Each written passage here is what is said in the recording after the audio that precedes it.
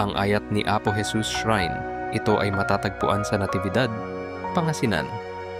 Unang itinayo noong 2013 bilang pagtatapos ng 40-foot na estatwa ng Christ the Redeemer na tinawag ding Ayat ni Apo Jesus na nangangahulugang pag-ibig ni Jesus.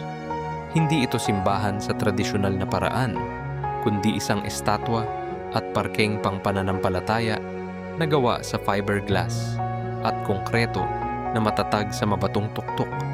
Ang estatwa ay bukas sa panalangin at pagninilay, nakaharap sa buong bayan bilang tahimik na paalala ng biyaya. Dito sa Natividad, ang pananampalatayang lokal ay buhay, regular na misa at debosyon sa patronang Nuestra Señora de Natividad, fiesta taon-taon at paulit-ulit na pagdalo ng mga pamilya.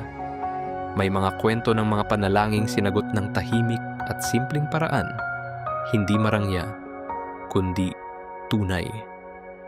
Sa Sky Plaza, ang hagdang paitaas ay paalala ng paghahanap ng pag-asa at ang pag-angat ng puso habang umaakyat. At sa bawat tingin pababa, nagmumuni ang mga puso ng mga taga-Natividad at bisita sa pag-ibig na hindi nagmamadali, malumanay at walang katapusang pagyakap